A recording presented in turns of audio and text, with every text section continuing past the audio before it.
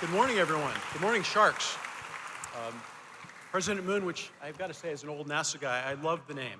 It's a fantastic name. So President Moon, trustees, distinguished faculty, proud families, and most importantly, class of 2026, congratulations. Now, before saying anything else, I want to acknowledge something that's been quietly bothering me for some time since I accepted the great honor and deep responsibility that I feel here today with this invitation. I'm a former NASA astronaut. I've flown 5 Space Shuttle missions. I've walked in space 7 times. I've stood on top of Mount Everest, as was mentioned. But someone here at NSU looked at that resume and said, perfect, send him to the dentist, the optometrists, and the pharmacists.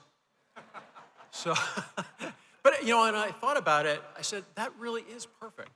It's perfect because when you really think about it, every single one of us in this room chose a career that requires us to look at something very, very closely.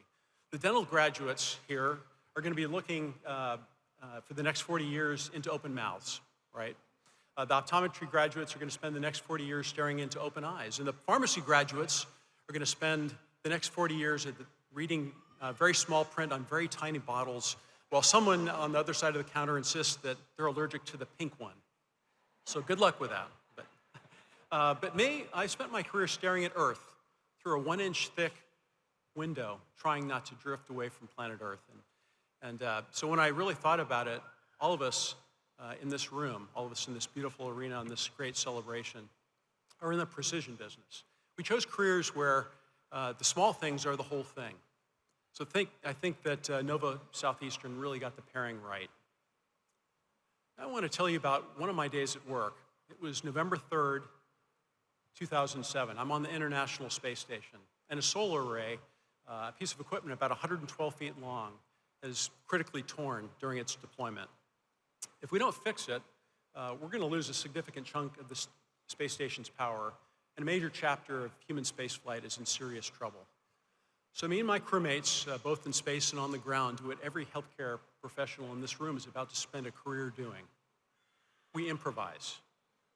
We build a tool out of spare parts. The engineers on the ground call them cufflinks because I think, and I love this, when you have a multi-billion-dollar problem, you give the solution a name that sounds like it belongs at a wedding.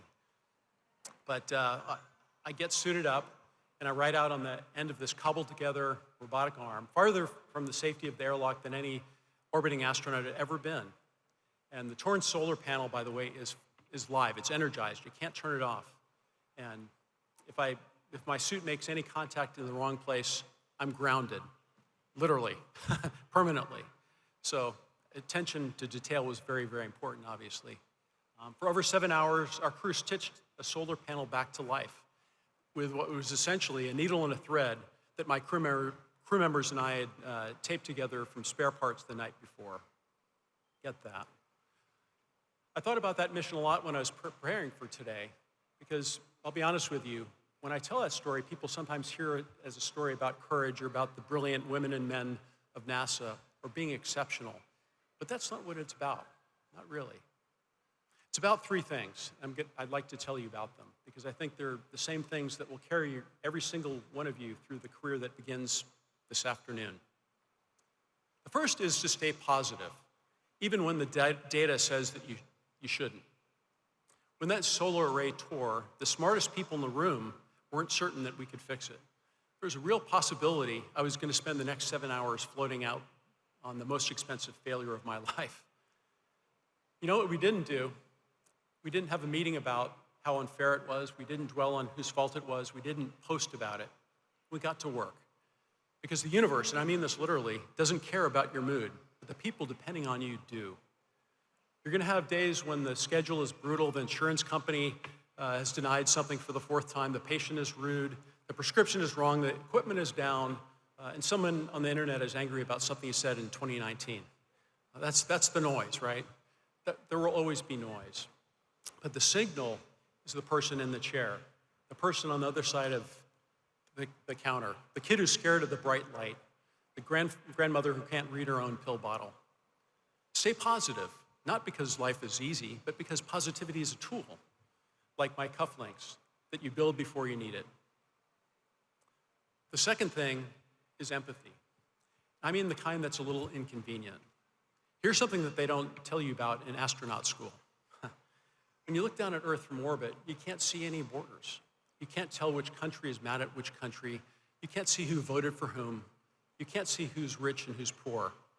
You just see a tiny, beautiful blue marble and a very thin atmosphere above, and the overwhelming, undeniable feeling that we're all in this together, whether we like each other or not.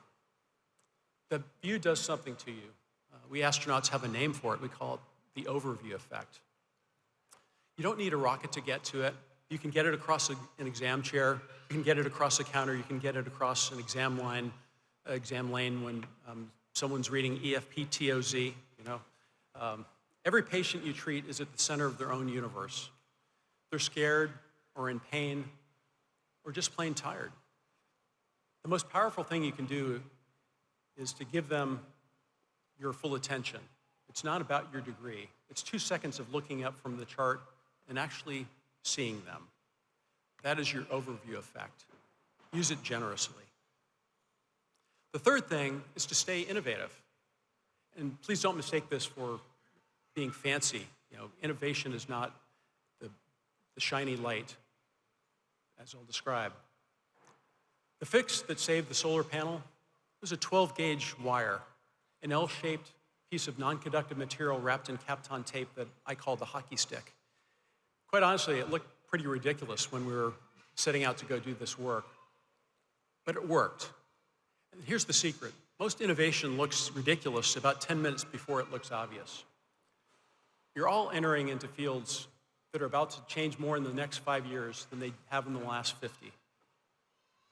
AI is going to read scans you haven't taken yet. Robotics is going to assist surgeries you haven't scheduled yet. Pharmacogenetics is going to personalize medications in ways that would have sounded like science fiction when I was in medical school, which, sadly for the record, was when dinosaurs were a real healthcare concern.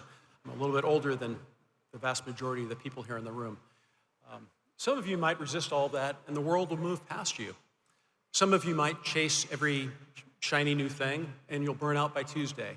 But the graduates who will do the most good are the ones who treat innovation the way I treated those cufflinks, as a tool to serve the human in front of you, not the other way around.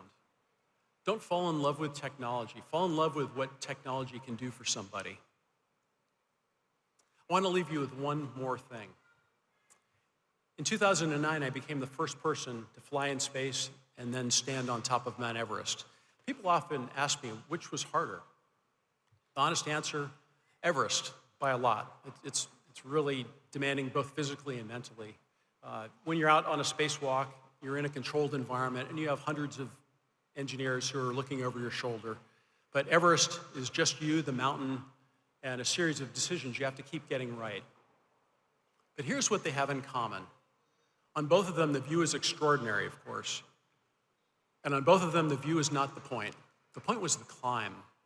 The point was the team. The point was coming home and being useful with what you saw. You didn't earn this degree to look impressive on a wall. You earned it to climb. You earned it to help. You earned it to keep getting the next decision right on a mountain that doesn't care how tired you are. So go. Fix the broken solar arrays. Go look at the small things very, very closely. Go give someone back their smile, their sight, their health. And every once in a while, when the noise gets loud, look up. Earth looks beautiful from up there.